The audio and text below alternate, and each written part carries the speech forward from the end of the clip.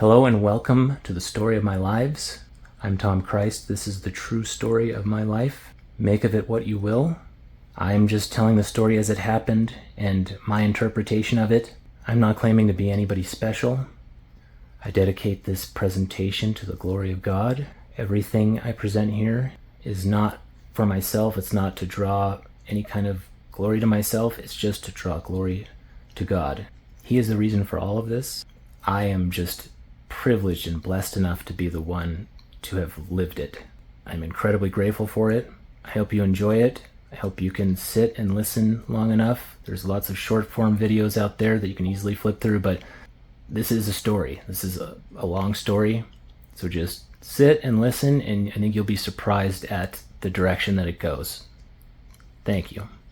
That was the story of my lives. Oh, yeah, there it is. So, I grew up in Alaska, Anchorage, Alaska. Not a very nice place to live. It's very dark there. It's very cold.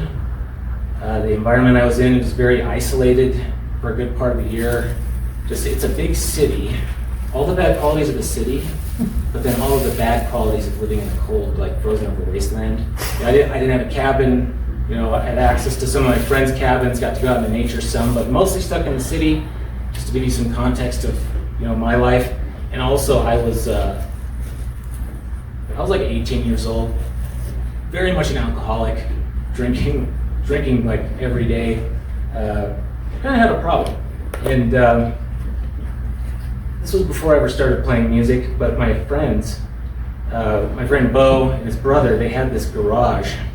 And they would play music up there. And one night they were playing music, and this guy just walks into the garage. This guy, the old man. He just wanted to be sure. So he walks into the garage and he's like, "This music, it's amazing. I'm a music producer. I will produce your music. I want to sign you guys, make you a record." Total pathological liar. He had this whole story about himself, about how he was like, this big time music producer. He worked with Three Doors Down. He was in a helicopter with Gwen Stefani. All these crazy stories that he had of this extravagant life, and it was all completely fake, but he was so charismatic and such a smooth talker. He had this way of speaking that was just so that you were waiting for what's he gonna say next. And he had all these elaborate stories. And when I met him, I was like, this guy is awesome. I fully believed him, because I was very naive and I wanted to believe him. And so we would hang out with him, and he would buy us alcohol and stuff. We would we went to this bonfire. We'd have these bonfires just out by the beach. And he would get to a certain point of when he was drunk, he would become someone else, and he would start channeling. It is the greatest of all evils that has ever been created on this planet. I'd never seen anything like this. He would start talking about being present during the time of Jesus, saying things that, that Jesus had said to him. He said, he'd be like, "Know this. I am an entity that has existed for thousands of years." And he had this presence. And I'm like, oh my God, what is this? I want more of this, whatever this is. And he told me, he was like, "You need to start playing music." And he said he would be my music producer. So I'm like, okay, I guess I got to start writing lyrics and playing guitar. So because he told me to, based on this lie, as soon as he told me that, and he started talking to me like this, it unlocked something where I was able to write lyrics that were beyond anything I'd ever written before. Whereas suddenly I can tap into this kind of mystic poetry, or way of writing. And that was because of him. And I'll also add that one thing that the old man said that I always remembered was that he said he was an angel sent to change the course of our lives, and that we wouldn't realize it until later. So that went for a while. There's me at that time. There's my morbidly obese dog, Elbow. I have a little song about him, too. There's me in my messy room, playing guitar early on. And so I was like his disciple. I would follow him around and be like, what's he going to say next? Listening to him, fully believing him. And I was like, he is an entity that's existed for thousands of years. I was sure of it. But then it got to the point where I started just saying the most outlandish stuff. He was like, Tom, I see dead people. It's from that movie. Like, I don't remember the movie, but it's like, that's a line from that movie. He said a line from Lawnmower Man. He's like, I am Job. I didn't realize till later, like, that's from Lawnmower Man. Now you're really getting desperate. And I just felt so stupid for believing him, because everybody else, they had already been done with him. They're like, dude, he's full of shit. Why are you still believing him? And I held on to the last minute. I'm just like, no, he's a liar. I'm an idiot for believing him. And I was just like, man, like, fuck you, man. I was done with it. And so I just kind of stopped hanging out with him. And me and my buddy Bo, we just felt bad for him, because we knew he was lying, because he just felt like really alone and he wanted us to like him. So we went over there kind of for a pity visit. We just felt bad for him, and we just had enough. I'm like, all right, see you in hell, old man. It was this joke we would say. It's like, see you in hell, because we're in hell right now, living in Anchorage. It was just kind of this joke. And as I'm leaving, he's like, Tom, wait. And he comes over, he grabs my hands, and he pulls me really close to him. Or wait, first actually he blows into his hand. He goes, and he grabs my hands and he pulls me close and he says, now you can feel the warmth of my heart. And he just looks me in the eyes. And I'm like, all right, see you in hell, old man. And I left. And then maybe, it must have been like a week or so later, I get a call from his niece. The old man got beaten up by his mother's boyfriend. So he was old to us, but he was like 40 something. I mean, I'm probably almost his age now. But he lived in his mom's basement, and he would always get in fights with this ex-con father-in-law guy, and this guy was just a total psycho, just beat him up really bad.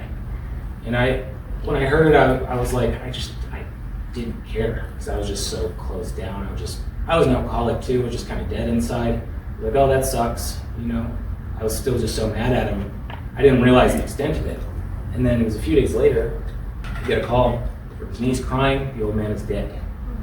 He was so beaten up that he was on painkillers, but then he drank on painkillers and he barely had a liver. So he died. And I actually, because it was so ridiculous that I said, see you in hell, old man, those were the last words I said to him. I actually laughed. And it was, I didn't know what to think of it. It was like, how is this even real? And I went to his funeral, I actually gave a eulogy for him, and that's when I actually cried. That's when I realized I was sad. But I realized that all the people there didn't know the same person I did. Like, it was very specific to me and like a few other people, that character that would come out, that magical side of him. And yeah, there's this obituary there. And on that recording, there's a big extended monologue of the old man talking that we recorded. And the very last words he recorded is, and I'd just like to say hello, my mama, and I'm really not dead. And I'm really not dead. Those were the last recorded words of the old man. It's like, what? And so he always left this imprint on me, like, what was that? I feel like I was being prepared for something. And I'm like, what is this? And it kind of gave me this feeling of there's something magical going on in my life. And it took a while. 2007, I had moved away to New Zealand for a few years, and then probably 2003 to 2006, I came back. This was probably 2006 to 2007 time period. And came back from New Zealand, got out of this dysfunctional relationship, immediately got into another relationship with this dysfunctional person. Callie is her name. She's very much Kali, just the embodiment of that. And it just was kind of like I have no will of my own. I'm just being guided by whatever was going on around me. So I just ended up with her, and she kind of had a reputation of just, there was drama around her all the time. When I was with her, and then I was told some information about her that was like really, really bad. And I'm not going to say what it was, but I couldn't tell, like, am I being lied to by them because they hate her? Or is this actually true? And it just really threw me for a loop. And I was just like, I don't know what to do. I went to the library. For some reason, I'm like, there's got to be a book here that's going to tell me the truth. And I go to the metaphysical aisle, the library in Anchorage, and I find this book, The Kabbalion, Hermetic Philosophy by 3 initiates. So it's said to be the teachings of Hermes Trismegistus, who was also Thoth, passed down by word of mouth for centuries. That's the story behind it. And supposedly it was written down finally in like the early 1900s. And there's Thoth Hermes there. And when I found this book, I became obsessed with it because the teachings in it were showing me that it didn't really matter. Like, what I thought was the truth was actually, the truth was like a much greater picture than this little thing I was obsessed with, this little bit of drama. Like, well, this is what actually matters, the spiritual teachings of this book. And this is kind of a little diagram showing the differences between Thoth and Hermes. So Thoth is the Egyptian, and some would say Atlantean aspect of this being, and then Hermes is the more recent version of him from Greece, and they called him thrice great Hermes Trismegistus. When the Greeks discovered this Thoth, they said this is like the greater aspect of Hermes, and he became kind of this one figure. It's like a full spectrum of all these attributes. And yeah, here's one of the quotes from that book. The principles of truth are 7. He who knows these understandingly possesses the magic key before whose touch all the doors of the temple fly open. And these are the 7 principles. I won't really get into them, but understanding these principles can help anyone a lot. I don't think it's like the be-all, end-all teaching, but knowing these principles and integrating them into your life, it's very powerful. And I was just obsessed with this, and I was listening to this audio recording of the Kabbalion one night, and I fell asleep with it going. It was on repeat, and it started to come in through my dreams. And the principles of the book were playing out in my dreams of like masculine and feminine polarities changing, and the words were being spoken by the figures in the dream. It was coming through the dream, and they were literally speaking to me.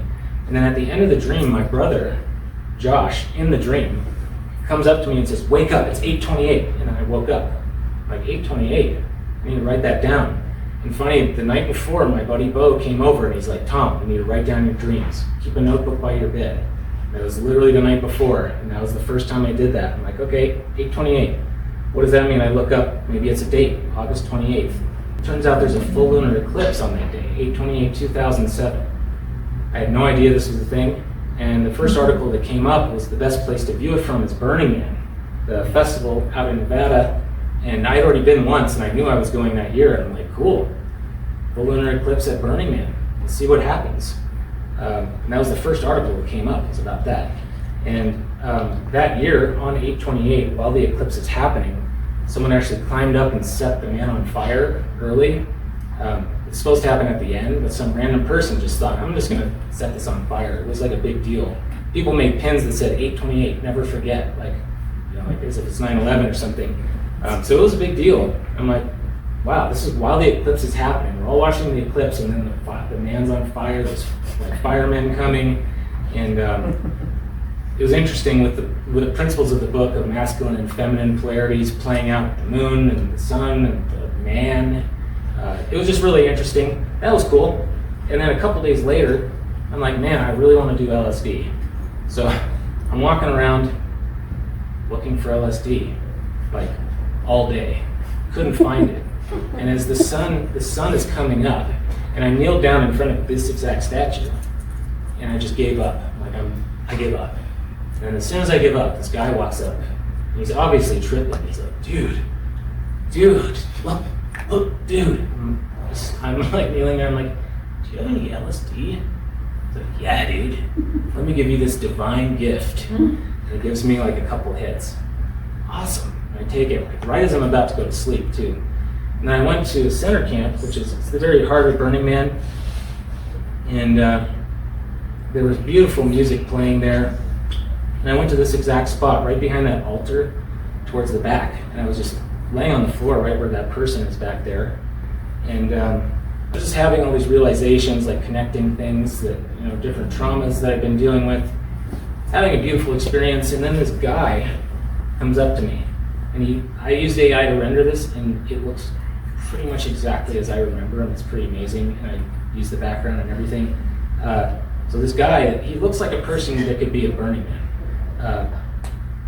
His skin was extremely red, which it could have been makeup, it could have been just some guy, I'm not really sure, but he singles me out, comes up to me when I'm laying there, he kneels down, and the strangest thing about him is he didn't say a word, he was breathing the whole time, like this yogic breathing.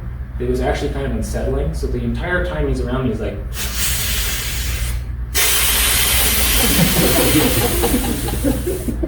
really long breaths. And he kneels next to me and he wakes me up. He gestures at my water. And I'm like, sure, go ahead and have some. He drinks it. He's like, sets the bottle down. I'm like, whoa, this guy's intense. And then he grabs me, my hands. He pulls me close to him like this. And then he shows me like, he has the same bracelets on that I do, which were skulls. It was like a wooden skull bracelet. But the skulls on it were like almost alien looking. He just shows me that they're the same. I'm like, okay. And he pulls me close to him, just right up to his face, and he's just breathing like that. Pulls me up close, and I'm like, you know exactly what's going on right now, don't you?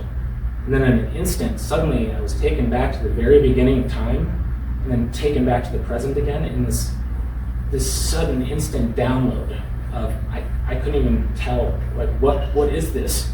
It was like this explosion, and I fell back, and I'm like shaking, and I started crying, and then this guy just gets up and leaves, gone. And I'm just like, I was tripping before, but then I was so disoriented after that. I didn't know what that was or what to do. It was just this instantaneous download of more than I could handle. And it took me like, I don't know how long just to understand, how do I put my things in my bag and walk away? How do I leave? So I finally make it back. I run into my friends who are dressed like Egyptian pharaohs, and they helped me kind of regain myself. They gave me water and stuff, and then sent me on my way. And then I get back to camp, and I'm like in the tent, almost like reliving this like birth experience, naked in the tent, just like covered in sweat. And Callie was like wiping me down, and it was like, I'm in some whole new reality now. My cousin Ben, who's like my best friend, a part of this story, we grew up together, he knew the old man and everything too. He was there as well. He had his own experience of like meeting this galactic council. He was taken up into the sky, had this crazy experience himself. So he had his own experience, and I was trying to explain to them, like, that was like the primordial thing. It was primal. It was the primal thing, the primal source of everything, the primordial instant. And so I was using those words. And then, so we leave Burning Man, we're back in Anchorage, and I'm talking to Callie about, we're just talking about how amazing these experiences were, and we were just seeing how grateful we were for it. Just kind of like building up that energy of like, this is so cool. And then suddenly Callie faints, passes out. She's only out for like 5 seconds, 10 seconds, just falls to the ground. And she says that when she was in that, she was gone for way longer than what she felt like. And she said she was taken on a boat. She was in Egypt, like ancient Egypt. Taken on a boat, she was bowing at the throat of this person. She wasn't able to look up and see who he was.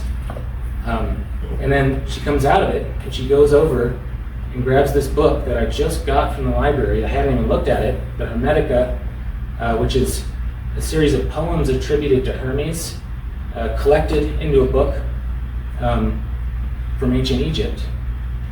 And she opens up the page to this poem called The Initiation of Hermes.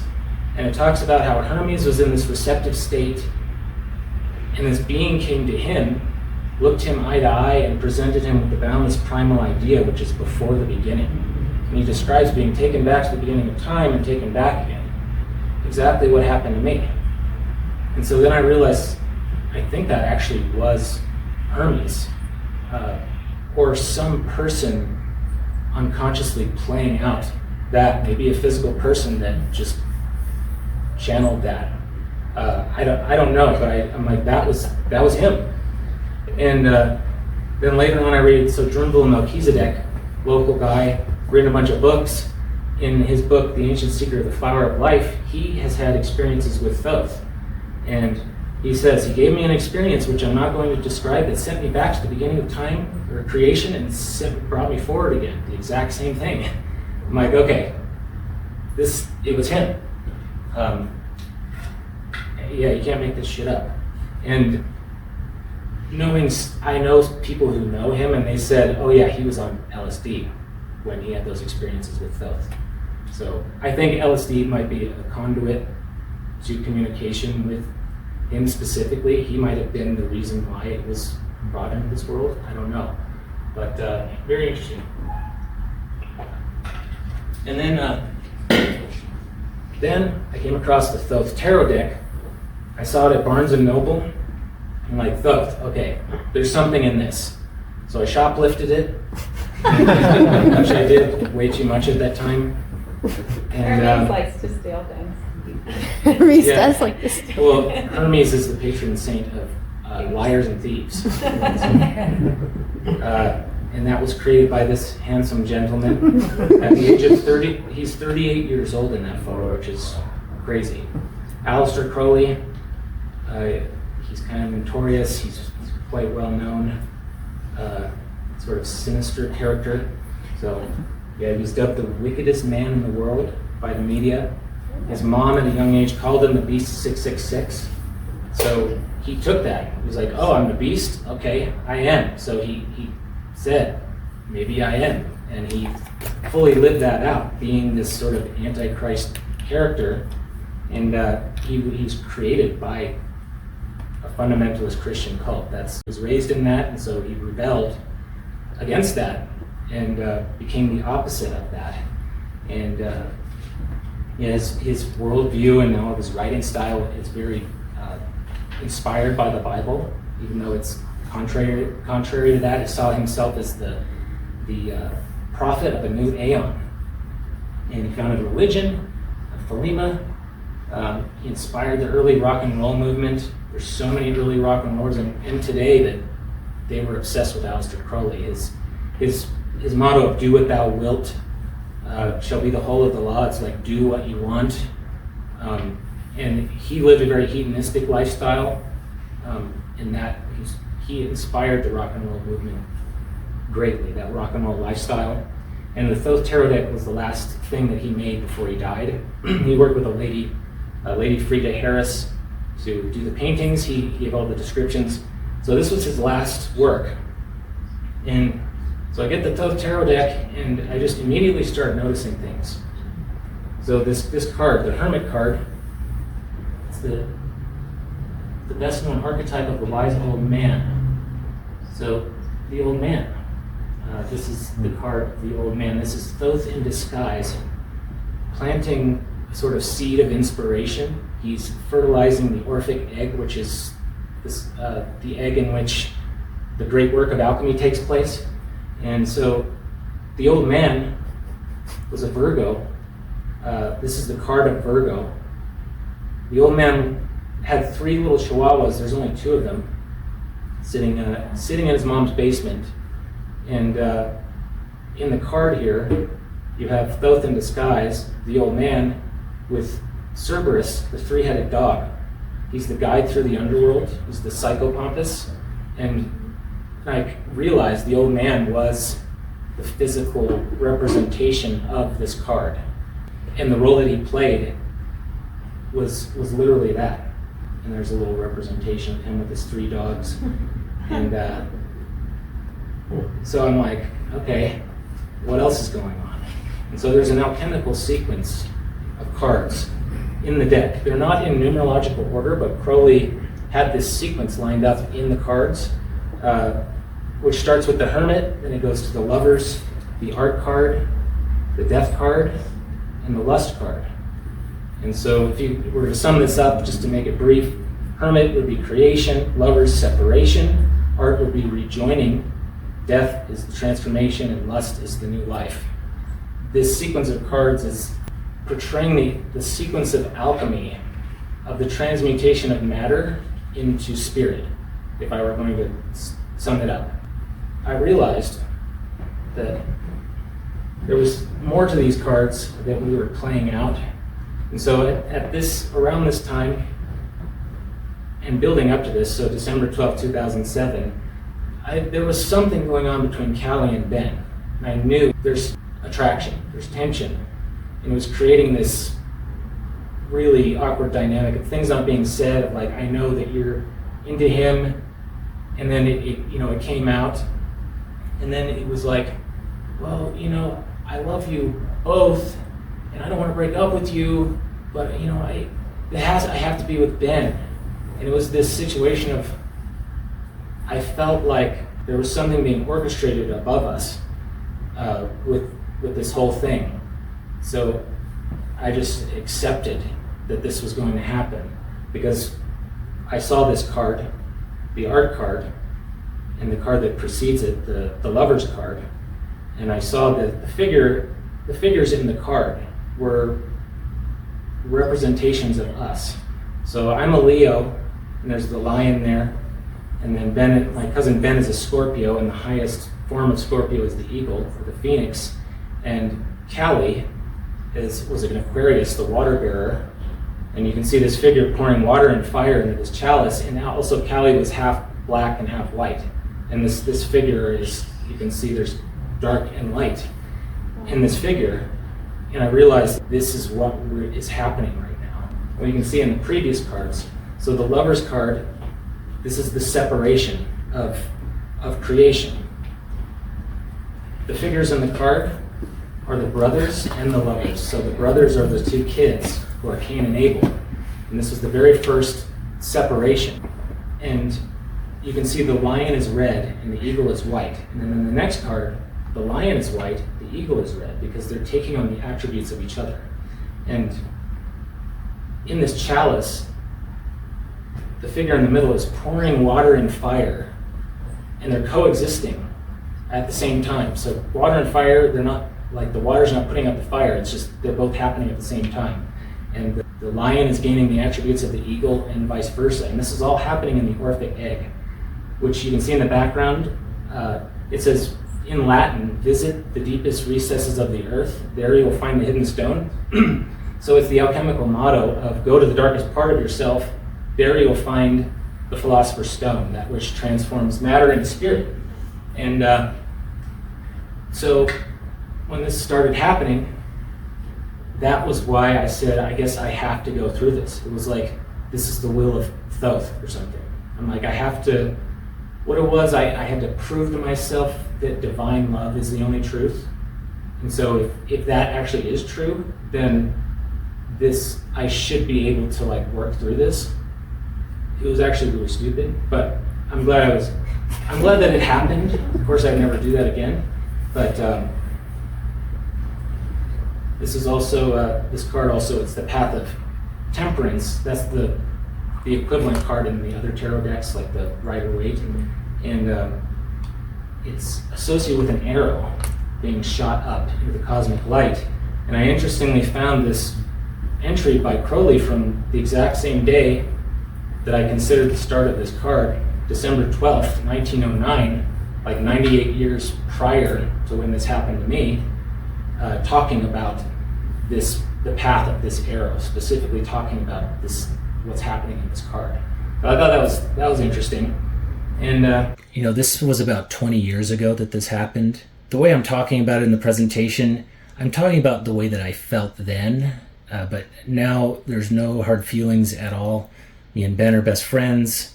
Callie I haven't spoken to for a very long time, but I wish her well. So I'm not using her last name or showing a photo of her for a reason, because, this was just a dark period for all of us. I would hope that her life has gotten better. I mean, I feel like we were all kind of trapped in this situation together. We all went through hell. Ben went through a really dark time himself. It wasn't just about me. Yeah, I just wanted to shed light on that because we were kids. We were in our early 20s. We didn't know what we were doing, and I can't hold hard feelings against either of them for what we all agreed to and what ultimately served us. And it really showed me what unconditional love is. Being with someone is a condition. You can unconditionally love somebody and not be around them at all, and also know that you don't deserve to be treated the way you don't want to be treated. It was a valuable lesson for all of us, and we were all just in the dark ages of our lives, and I would hope that Callie's life has improved as much as mine and Ben has. So, trapped in the Orphic egg it was pretty much like a gestation cycle. It was about 9 months of hearing sex going on in the other room and like feeling that and just forcing myself to be exposed to that, and really horrible time. The entire time I was just very isolated. It was also winter in Alaska, so we're literally just trapped, surrounded by ice and snow in the darkness. Just a bizarre time. And I'll also add that the sex was never at the same time. It was never all three of us. That would be disgusting. She would go to him one night, then like the next night she'd come to me. They're like back and forth. It was very gross, but it wasn't like that level of gross, just so you know. Yeah, during this time I found A Course in Miracles, which really helped me a lot through that. Supposedly written by or dictated by Jesus to a lady. I'm not sure if that's actually true anymore, but the teachings in that book did help me a lot, and it's a lot about forgiveness, and forgiveness on the level of saying, this is all an illusion, therefore I forgive you for what you never did. So it was a very helpful teaching for me at that time to be able to work through stuff. And then after close to 9 months of that, Callie gives me this bracelet, and I was feeling like something's gonna happen soon. Some part of my ego is gonna die off soon. I can feel it. She gave me this bracelet, and it was the exact colors of this card, which is very strange. It was the death card, transformation. She gave me that, and I went to sleep, and then when I woke up the next day, I'm like, I feel great. Something changed overnight. I woke up and the spring had begun, the birds were chirping outside, and everything was extremely colorful, and I'm done with this. Why am I stuck in this? And I was like, you guys have fun, do your thing, I'm gonna do my thing. I just said, blessings to you, whatever you guys wanna do, I'm done with it. And I started living my life, and I realized I was in this phase of the sequence, the lust card, the card of Leo, and I'm Leo, and I very much identified with this card. It's almost like this drunken lust for life, this kind of reckless leaping into the unknown and just enjoying every moment of it. This is also the card of the prophecy of Crowley himself. He saw himself as the beast, and this is the beast of Revelation, and also the Scarlet Woman of Revelation, and they're trampling on the images of the saints. This is the beginning of the new aeon, and everything old that came previously is being trampled on, and to make way for this new way of being, is the way Crowley saw it. And so, that whole time I didn't drink alcohol at all when I was going through that, but as soon as it stopped, then I'm like, let's party. And I joined a band, I became the lead singer of a band, and just became this new person. And I started using this name Tom Christ. Tom F. Christ. For fucking. Not really, I just thought that was funny. Tom fucking Christ. And it started off as this joke. It was like a MySpace name. And then it was kind of inspired by A Course in Miracles. It says that we are all Christ. I'll use that name just to remind myself that we are all Christ. It's also kind of like a satire almost of this spiritual ego, of this, self-inflated spiritual vision of yourself. I just thought it was just kind of a funny name. And then I ended up having to get a restraining order on Callie because she attacked me and then claimed that I attacked her. It was so messy. And then she went around telling my family that I attacked her, and it's like, no, you literally threw a crystal ball at my door. It was ridiculous, but I had to get a restraining order on her, which removed her from my house. And then Ben left too.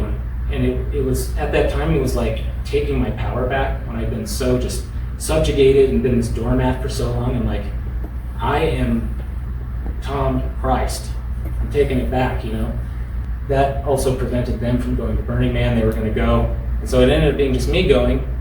And, Callie's like, oh, Tom Christ, you're so high and mighty. Oh, I'm like, oh yeah, I'll show you Tom Christ, bitch. So I go to Burning Man. I go to Burning Man by myself, and I just decided I'm going to use this name, Tom Christ. Just see what happens. Just tell everybody that's my name and see where it goes from there. And so, of course, I wanted to find LSD again at that time.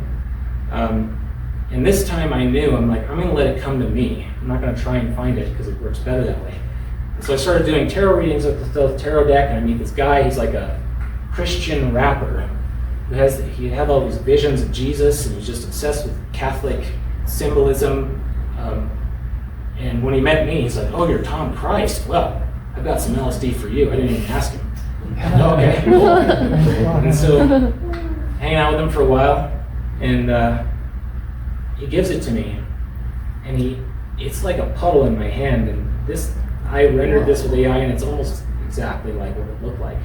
It was a shit ton of LSD. He squeezed it in my hand. It was like a puddle in my hand. I mean, it was at least 30 hits. Just squeezed it in my hand. I'm like, dude, I don't know. And he goes, I give you this in the name of the Lord Jesus Christ. And then I'm like, well, yeah, you put it that way, I'll take it. And so I took it. Oh my God. And then I went to my tent, went into my tent because I knew it was going to be intense. I have that joke every time. It's stupid. And then I put the band Tool on the headphones, my favorite band, had all their albums on repeat. And I'm like, I'm just going to go into like sensory deprivation, lay down, close my eyes, see what happens. And this is a good illustration by Alex Gray of what that state's like. So, of course, you take that much LSD, things start to happen. Went through all these stages of, like, I'm like, how did I ever believe that time was real? Things started to not make sense. I'm like, what is a limit, like a boundary, possession, like an individual identity? Suddenly it's like I'm standing outside of it. I'm like, that doesn't even make any sense. How did I ever believe that? And one thing I meant to mention is that during this whole phase of this experience, it felt like everything was being sucked down a wormhole. Like someone had pulled the plug on reality, like the drain, and all of reality was just being pulled down the drain very slowly. And so I'm laying there in my tent being like pulled down into this wormhole as everything about myself and my perception of reality just kind of collapsed and fell apart. It was crazy. And it's just kind of like unfolding, and then suddenly it pops open. And suddenly I'm experiencing being every living thing simultaneously. This instant awakening of I'm no longer identified with myself, I'm identified with literally everybody and everything. And it was this instant awakening and this explosion of divine joy of, like, we've been against each other for millennia. We've believed that we were different, that we were separate, but we were actually all one this whole time. Like the curtain's lifted and all the actors are revealed to be the same one. And it was this explosion of divine laughter. I was laughing so hard. The divine punchline had been delivered. Like it's like that was all just us playing a game. And every sexual experience happened at once from every possible angle. It was like the divine orgasm, the primal orgasm from every possible angle that you could imagine. It was crazy. And then that kind of like solidified into, okay, we realize we're one, and then we experienced this timeline of, it was like 1,000 years of us knowing we were all one. We transcended the earth, went into space, became part of like a galactic federation. It was like a one world consciousness that was not like the evil version of a one world government. It was like beautiful. And then I experienced this whole timeline of human evolution, and then it gets to the points we don't need bodies anymore. And then suddenly I'm standing outside of all that, and everything that's ever happened was this singular point right in front of me. So it was like the last step of duality, where the memory of being Tom was exactly the same as being anybody else. I wasn't identified with having been any particular person. It was like I was everyone, and that was my dream. And it was all right there. And I'm like, there's everything I used to believe, right there. And then a voice says, wake up, it's 8:28. And I didn't even realize that it was 8:28 until that moment. So the dream I had the year before, this was 8/28/2008. So over a year later, this is the real reason for the dream. Wake up, it's 8:28, you are Christ.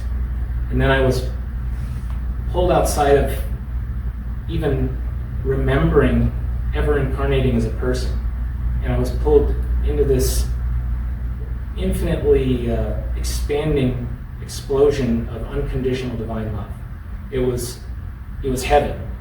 It was completely formless, and no one was left behind in the illusion of time and space. It wasn't like, oh, my friends and family, I'm leaving them. It was, no, they are all with me because we have awakened from the dream. That was a dream, this is reality, and we're all here. Like, there was nothing left to complete. It was absolutely complete. No one was left out from it. Everyone I knew or loved was there because they were one with me. And it was as good as you can possibly imagine, but then continuously getting better. And it was, the infinity spiral really sums up this experience. So even just the number 8:28, it's almost like infinity and duality in the middle. And it was the infinity spiral, continuously giving and receiving from itself. It was absolute heaven. And I would say it was more real than this reality, like by far. When you compare waking up from a dream to the dream that you were in, it's like that. It's where you can tell this is real and that was a dream. I could definitely tell waking up from this reality, this is definitely a dream compared to that. And you've probably heard of the simulation theory, just this idea that this reality is some sort of simulation. I would say there seems to be some truth to that. In my experience, it seems that ultimately it's oneness or God or some extension of God experiencing a simulation of duality, where the one is choosing to forget and to enter into this illusion of time and space. It's all simultaneous, all of time and space, everything that's ever happened. It's a simultaneous simulation. And when you wake up from that, you step outside of it, you're like, wow, that wasn't real, but this is real. And the difference is just like waking up from a dream. And then I don't even know how long I was there. We would have to still be there right now. That was actually reality.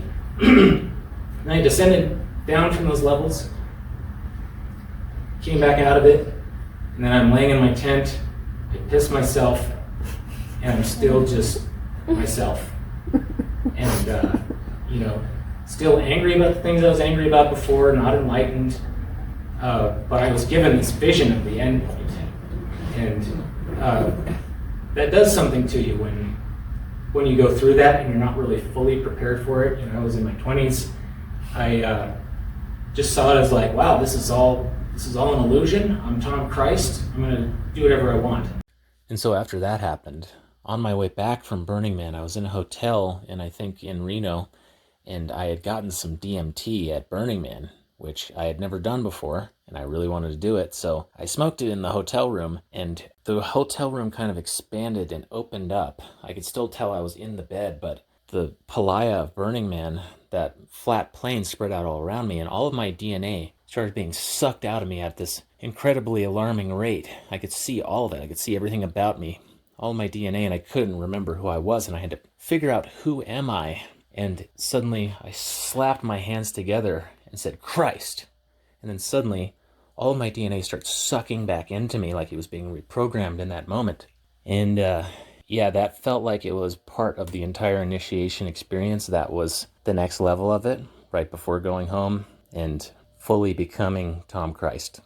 It became this, it was like the lust card, it was this reckless, like intoxicated, just stepping out into life. And it was a really great time. But it kind of creates this solipsism, this sort of spiritual bypassing, where none of this is real, so what does it matter? So there was that element to it, but also a very beautiful experience. And so that happened, and I went back home and kept going with the Tom Christ thing. And then I met a girl named Mary. So calling myself Tom Christ, then I meet Mary. I dated Mary for like 3 years. Cassie's middle name is Mary also, interestingly. And so, yeah, I was with Mary, and then a couple years go by, 2010, decide to move to Sedona. And this was on a whim. I was listening to Drunvalo Melchizedek talk, and he said Sedona is the spiritual center of the U.S. I'm like, I've never heard of that. I've never heard of Sedona before, but I looked it up, saw the Red Rocks, heard about the vortexes, and I was way more into the New Age shit back then. Not really so much now, but I heard about all the New Age stuff, and I'm like, okay, I'm going there. So I quit my job, sold everything, and then me and Mary and Ben all moved to Sedona. We lived in this crappy little trailer at first, and I was kind of at a point of like, I don't know what I'm doing. Like, am I just some guy that met Thoth once? Like, what is the point of this if I'm still just living this really mundane life, not really doing anything with myself? And I just wanted to know, like, who is Aleister Crowley? Because I knew about his tarot deck. I knew about like what the media said about him. This kind of hyped up, inflated spiritual ego of him, of this character of like this evil guy. And actually, when I first saw him, I was like, I want nothing to do with that guy. Just the look of him was like, I feel disgust. Like, I want nothing to do with this. And I don't really recommend his stuff to anybody, honestly.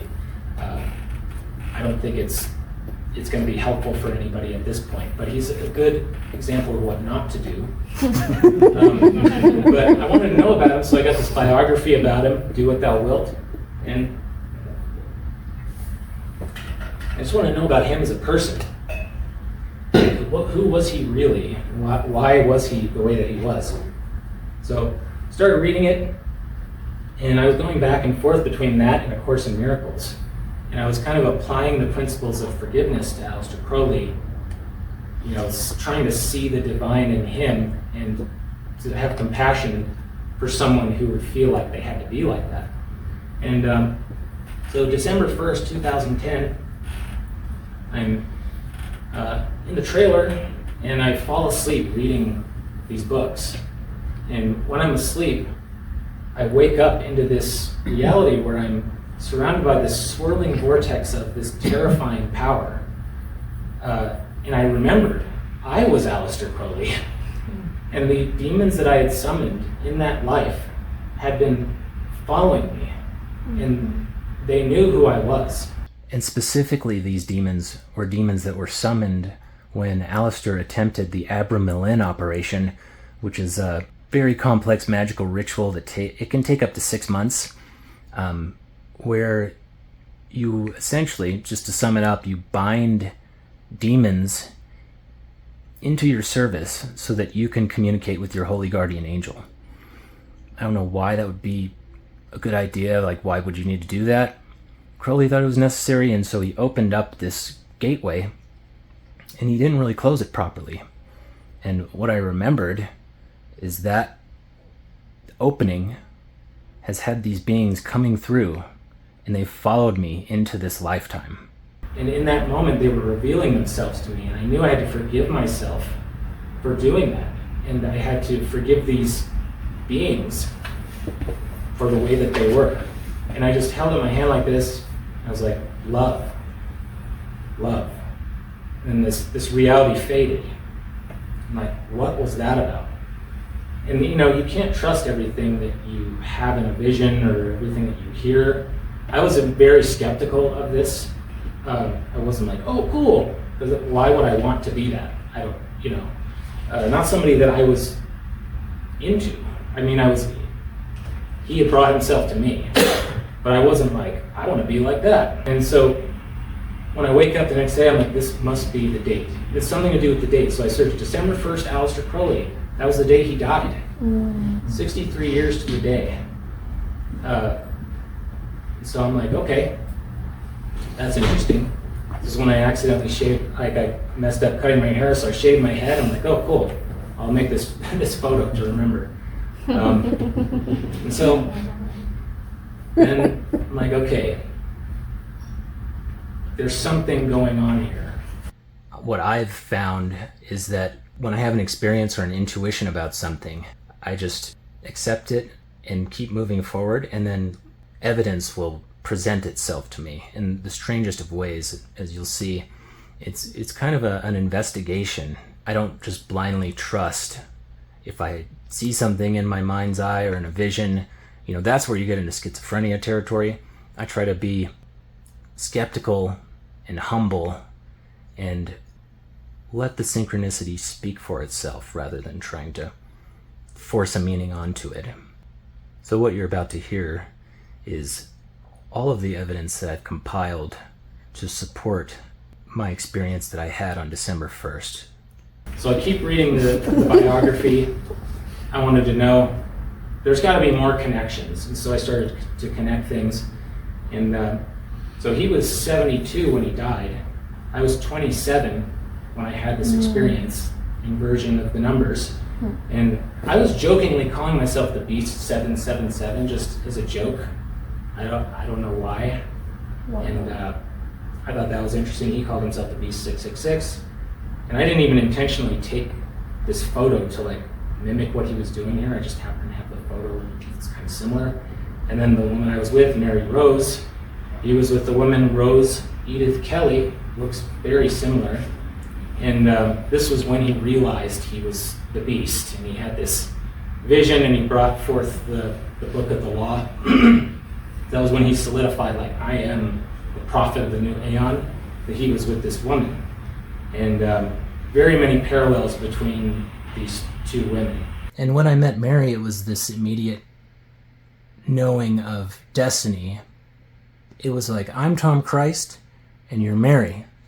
So this is meant to be, and it was. It was meant to be for the time that it was, and I got kind of locked into, like, it is meant to be because of this and nothing else. Like, I was giving the synchronicity meaning of my own rather than letting it speak for itself. Let the message of, Tom Christ and Mary, letting that speak. I was giving it definition of, like, we're supposed to be together, when really that I kind of put us both in this prison by believing that.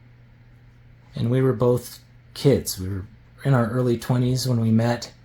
It was a very fun relationship. It was perfect for the time that it was meant to be, and we learned a lot together, and she's a very sweet girl. And strange thing, so Timothy Leary, the LSD guru, he believed that he was, in a sense, not specifically an incarnation of Crowley, but he was a member of the Order of Nemo. Which is an incarnational order of souls that Crowley claimed to be a member of, whose purpose is to transcend the ordinary ego and become no one. So Nemo translates from Latin to no one, and it is also omen backwards. And Timothy Leary had some sort of synchronistic experience with Aleister Crowley's tarot deck which led him to believe that he too was a member of the Order of Nemo. So Tim and Rosemary, that's the woman he was with, and Tom and Mary Rose, that's the woman I was with. So Tim, Tom, Rosemary, Mary Rose, both with this strange connection to Aleister Crowley. It's like, what is that? Then my dad's name is Tim, and his wife's name is also Rosemary. It's like, what?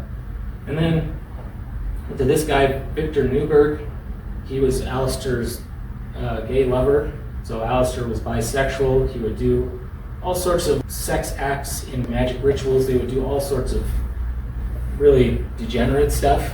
And him and Newberg and Crowley had a really serious relationship. And when I'm reading that part, Mary, she's like, ha ha, you fucked your cousin. I'm like, what are you talking about? She's like, yeah, Victor Newberg, that's just like Benjamin Newman. What do you mean? Like, no. Let me just look up his full name. Victor Benjamin Newberg. Oh. Awkward. And so this is the cousin that I was going through the thing with Callie with. And it made sense. There was this, we're best friends, but there's this deep resentment between us of like jealousy and codependency and wanting to like destroy each other at the same time. And when we realized this, it was like, maybe that's why we have this unconscious resentment, because what Crowley did to Newberg was horrible. He abused him so badly that he ended up in a mental institution. It was really, really dark. And when we realized this, it was like, maybe we can forgive each other for this and stop having to go through this. Like, stop having to reincarnate and do this over and over. And we also, through Crowley, remembered, so Crowley discovered that he and Newberg were also Edward Kelly and John Dee, 16th century occultists who discovered the Enochian keys system of magic that were later used by Crowley and Newberg. So then we also saw through this the parallels between us. They actually were told by these demons, they called them angels, but they were actually demons, that they needed to swap wives. And so they did this wife swapping thing, and then one of them ended up pregnant, the other one's kid, and just like, ugh, it was really gross stuff. And so that's been buried, unconscious. We've been going back and forth for lifetimes. Like, I'm killing you now, I'm gonna have sex with your girlfriend now, I'm gonna just back and forth, holding all this resentment for each other. And I remember lifetimes in ayahuasca as well, where it's, not well-known people, where we killed each other in Japan, we killed each other in World War II, we killed each other as Native Americans. It was all starting to make sense. And so through this experience of remembering, this healed our relationship. And we worked through all of the issues that we had. It's all completely gone. And it was because of this remembrance that we were able to do it. And I would say if there's a reason for remembering past lives, it's that. It's to heal. It's not to be like, oh, I was this person. It's so that you can heal your relationships, because there's always that subconscious undertone to everything that you're dealing with other people, in my opinion. So Ben and I go way, way back. We've had many lifetimes together. And one of them was Cain and Abel. And I was shown this in ayahuasca ceremony. It was an intuition, and it really fits in with the whole narrative of everything I'd been shown. So the lovers card is also the brothers. So Cain and Abel are the two kids in front. And what I was shown is that Crowley unconsciously was channeling what he remembered. He was putting Cain and Abel into those cards because he and Newberg were Cain and Abel. And I was shown how the healing between myself and Ben was not just healing us, it was healing an ancient division that goes back to the very beginning of time. And that for us to forgive now and to end this cycle of back and forth, karma, killing each other, hurting each other, getting back at each other while still being so tightly bonded the whole time, that is going to change the fabric of reality. But if you can imagine that initial separation, that initial murder, being forgiven, going all the way back to the beginning and just saying, I forgive you for this. We don't have to keep doing this. There's no one to get revenge on when there's only one of us here. There's other people. Justin Prather, he was Samuel McGregor Mathers. He looks very similar to him as well. Mathers was the founder of the Golden Dawn. He worked with Crowley, and then him and Crowley had some serious issues with each other. They started battling on the astral plane. I actually met Justin on the astral plane, and it was really dark and really crazy. Justin says that he is a Luciferian. He deleted the left hemisphere of his brain and merged with Luciferian consciousness. And when you talk to this guy, you're like, what am I even talking to right now? He is channeling something from somewhere else. I don't know what to make of him, but basically the way they operate is by doing harm, like negative things to people. They do that intentionally to trigger their awakening. That's the way they work, and that's what he did to me. It was very difficult, but ultimately I see why he exists, and I'm grateful for the experience. And then so this is one of my previous girlfriends, Ishel, and it was really interesting the way that we met, because I had broken up with Mary, and I went on this road trip. I ended up in Portland, Oregon, and I had 2 Burning Man tickets. I had one for myself and one that was supposed to be for Mary, but Mary couldn't make it. So I'm like, there must be a cute girl that needs a ride to Burning Man. So I look on Craigslist, and the first thing that comes up, it says Rainbow Warrior Seeks Ride to Burning Man. So I click on it, and it's Ishel holding the Thoth tarot deck, and with the Thoth tarot deck put up on the wall behind her with big images of those cards. And she's holding a rat, and rats were like my favorite pet. When we lived in Alaska, we had pet rats. I loved rats. They were like my thing. So there's her with the Thoth tarot deck and the rats, and I'm like, this is destiny. So I met her, we went to Burning Man, and she told me about her ex-boyfriend. He died of a drug overdose, and he believed that he was Aleister Crowley in a previous lifetime. So they went deep into this occult stuff together, and he died basically the way that Crowley did. He believed that he was Aleister Crowley, but he wanted to be like Aleister Crowley. It was very interesting, and she had this plan with her ex who had died. She actually found him, which is horrible, but she had this plan to go to Peru with him. And since he wasn't there, she was like, do you want to go to Peru with me? So we ended up going to Peru, had this crazy journey together, and it was pretty amazing. And it was years later in ayahuasca ceremony, as I'm getting a better grasp of exploring these past life themes, and I was just given this intuition that she was Crowley's daughter. And so then I looked more into Crowley's daughter, Poupée, who passed away, and I saw the synchronicity of them calling her Poupée and her being his daughter. And with Ishel, I had this nickname for her, Poopy. I just thought it was just a funny name, Poopy Bear, but I would ended up just calling her Poopy sometimes. She's just like Poupée, and she would call me Poppy, like Daddy. She's Mexican. So there was that interesting connection there, and I'm pretty sure there's truth to it.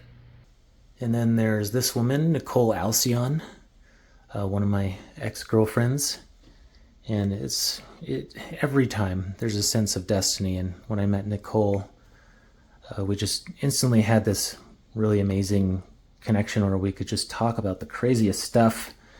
We could go really deep down the rabbit hole. And the thing with her is she has 2 kids, which was a totally new type of situation for me. I'd never been with anyone who had kids. I don't have kids myself.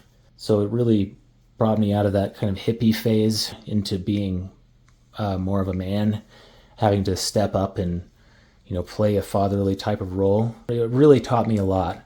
And I remembered that Nicole Alcyon was Alostrael. Her real name is Leah Hersig. And this was something I was shown in ayahuasca ceremony. And it really made sense because they had a baby who they lost at a very young age. He was like 6 months old or something, who would have been Ishel. But I can see the echoing parallels between that life and this one, where there was issues with kids, and it's kind of like this obligation to be taking care of kids that weren't mine, and it just made me realize that I wanted to have kids of my own.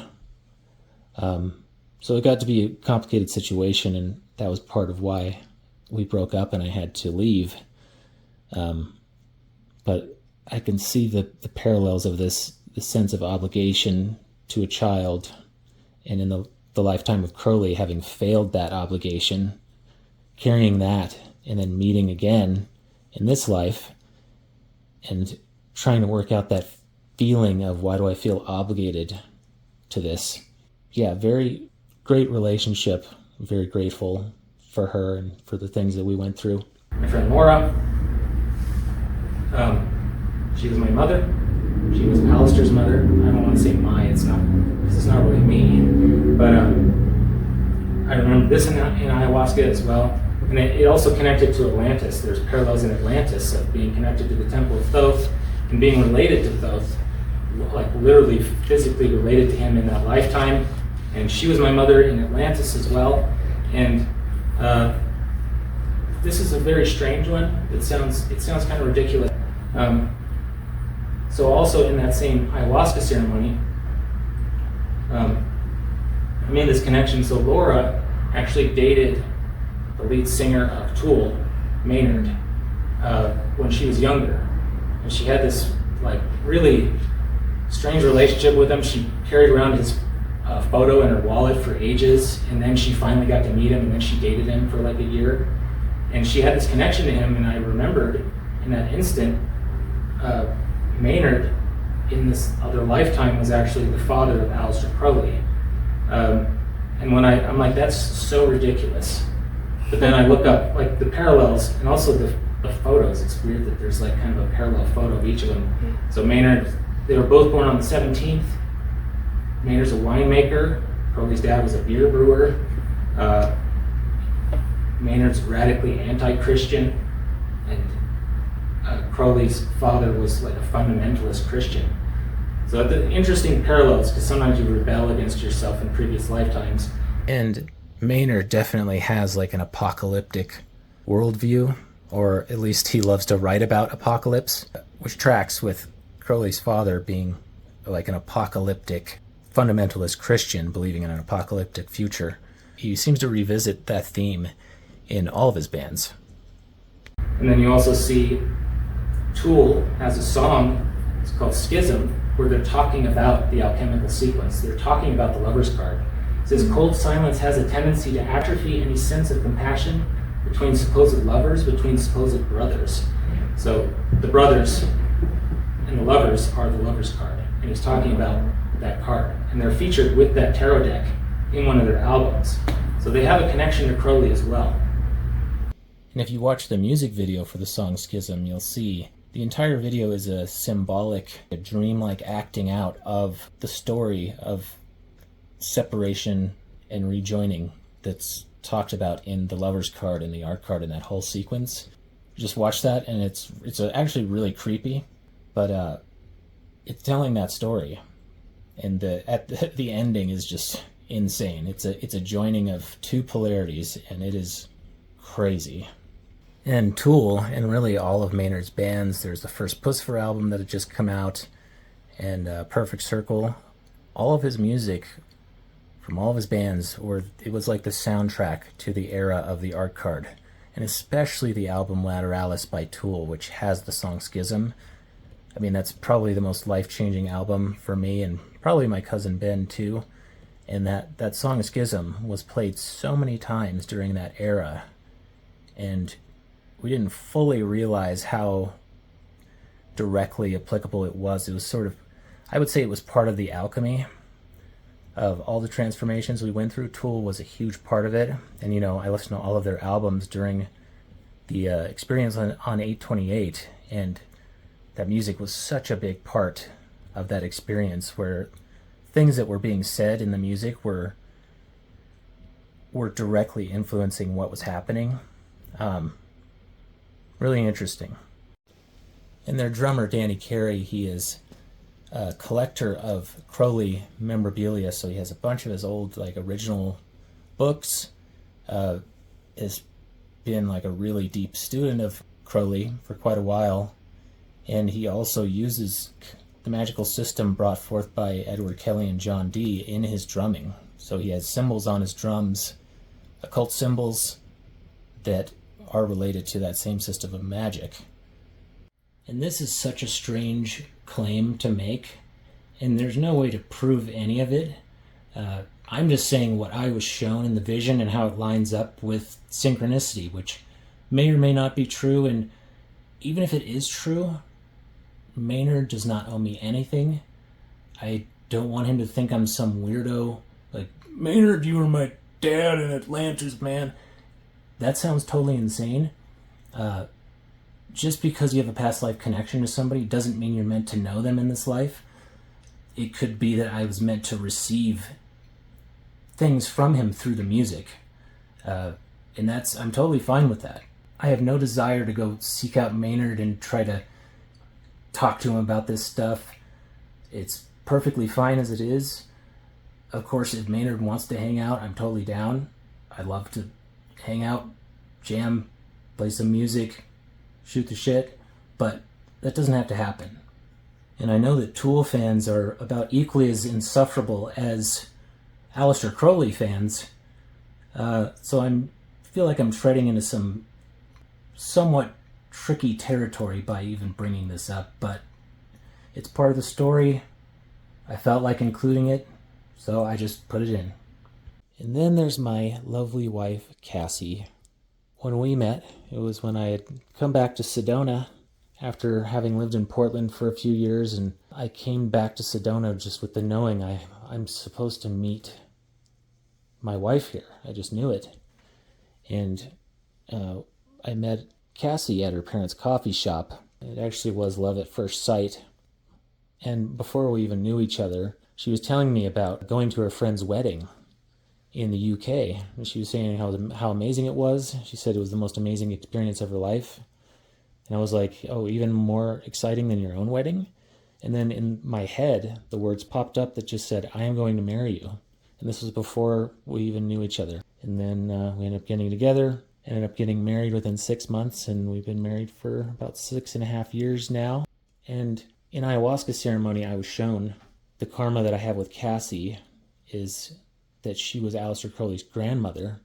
She was also my grandmother in the life that I lived in Atlantis as well. And then there's other lifetimes that I've remembered where we were husband and wife, but I was the wife and she was the husband in Japan.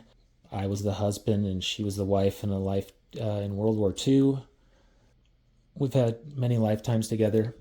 With the Crowley connection, the karma that we have is not as intense as maybe some of the other ladies, where it's much more of a direct karmic connection. His grandmother wasn't a part of his life after he became the beast, so that end of the karma is a little bit lighter. And Aleister's grandmother, Mary Crowley, her name's Mary. Cassie's middle name is also Mary. And then there's this tarot card, the Prince of Wands, which is also, it's the card of my birthday.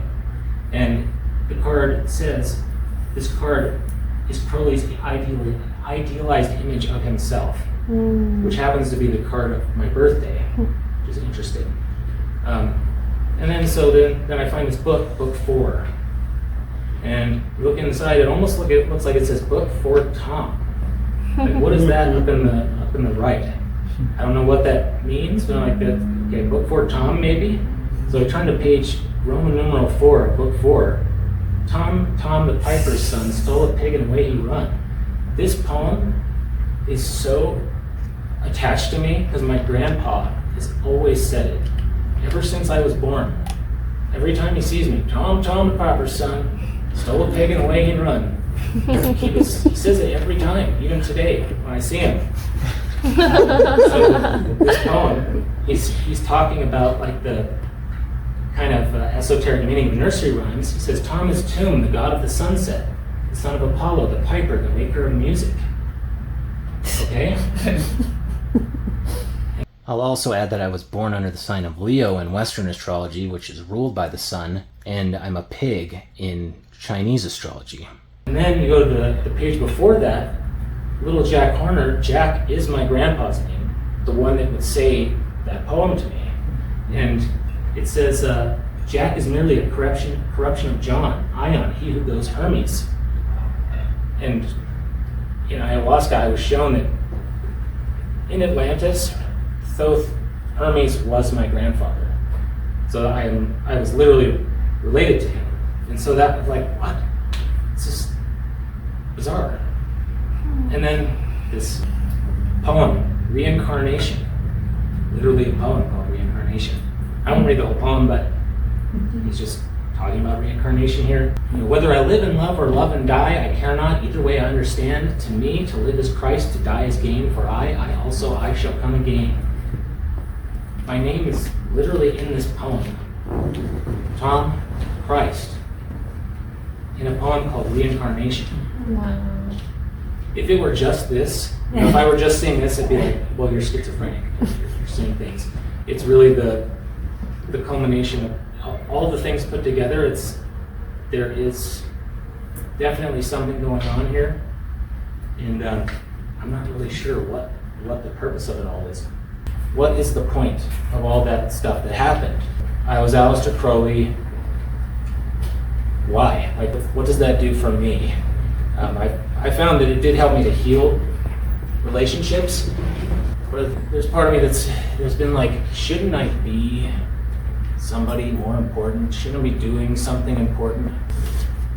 And it wasn't maybe like a year ago, just getting to the point of having lots of really negative self-talk in my head. Voices telling me to kill myself, not that I ever would, but just beating me down, this voice. Entities attached to me, beating me down. It's like if I had gotten all this spiritual knowledge, why am I still being susceptible to these attacks? I still was getting these voices. And I'm just like, God, please help me. I need help. I need to be healed. How can I be healed? Who is the best healer? Jesus. I made this into a t-shirt. I just wanted to know about the best healer, and I'm like, of course it's Jesus. So I look up on YouTube. There's like thousands of stories of healings attributed to Jesus from modern day. He's not even physically here, and people are being healed like miraculously. And he says, you will do the things that I do, but it says because I go unto my Father. So, with the Course in Miracles, it says you are Christ. Everyone's Christ, but I feel like the part I was missing was like, I am only Christ because of him, because of Jesus Christ. This is my view. Anybody can think whatever they want, but once I just said, okay, I'm just gonna try. I will just be a born-again Christian.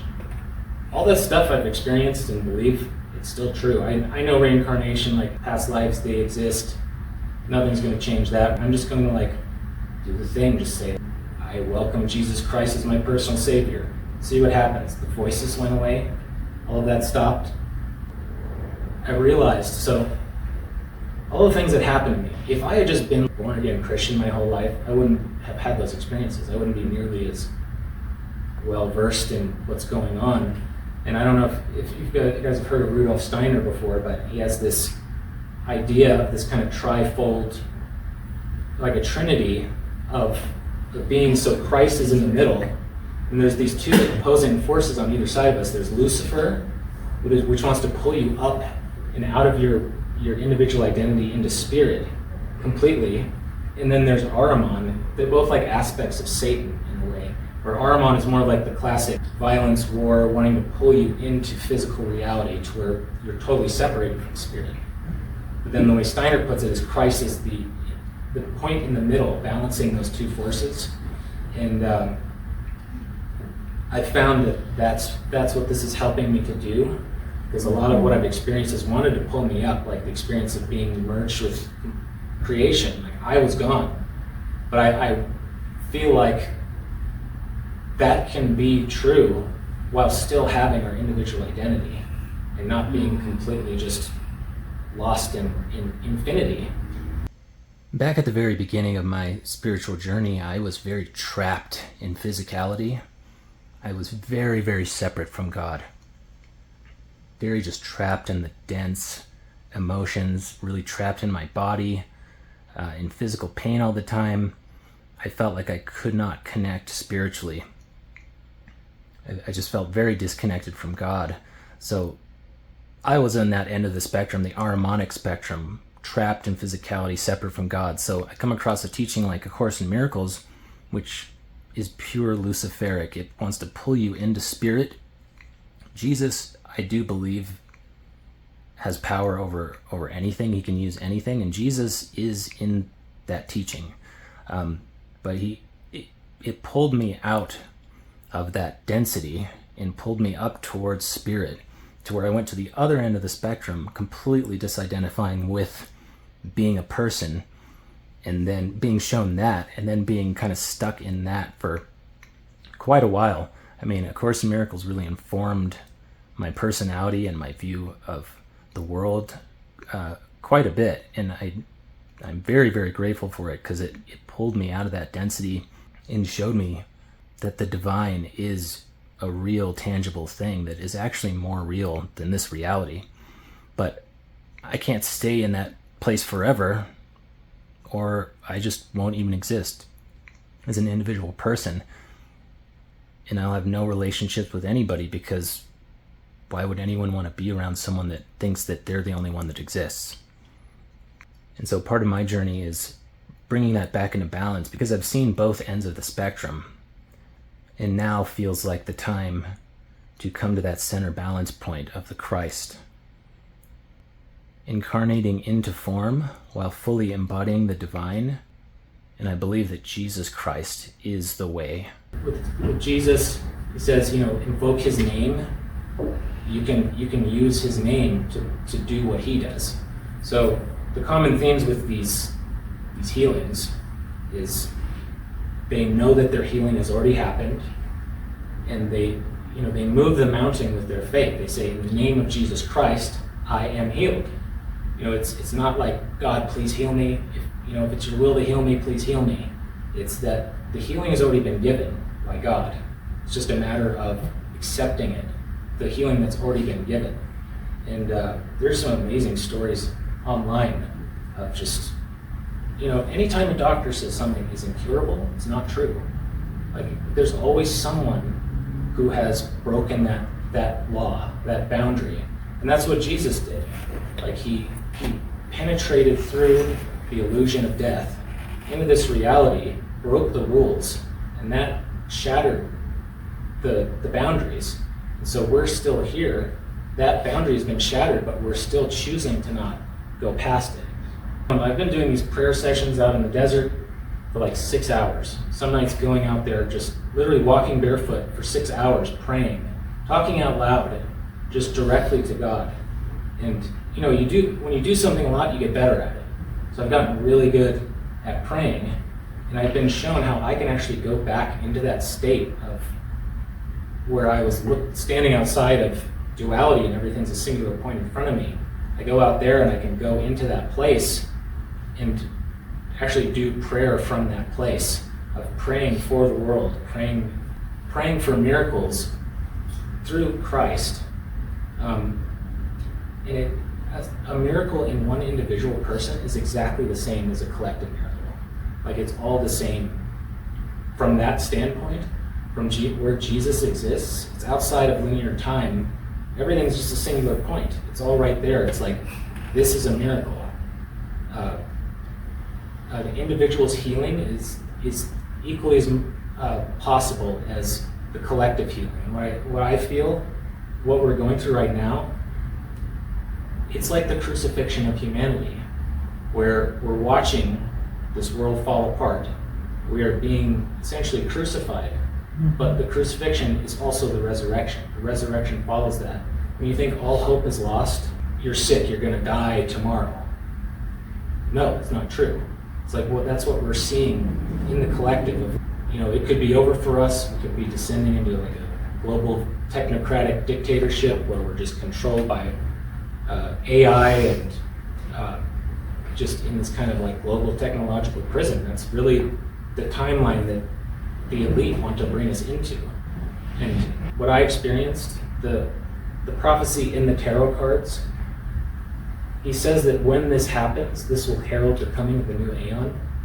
And what I believe that is, actually is the return of Christ. And I don't know, is that literally going to be like Jesus coming back? Like, I don't know what that's supposed to look like, but I know, I've seen it in visions. There is going to be a spiritual awakening of some kind. It has to happen. We are not going to descend into this like dystopian timeline. That's not why we incarnated here. We didn't incarnate to just go into that. That's not what's going to happen. So I would say we are the conduit for the return of Christ.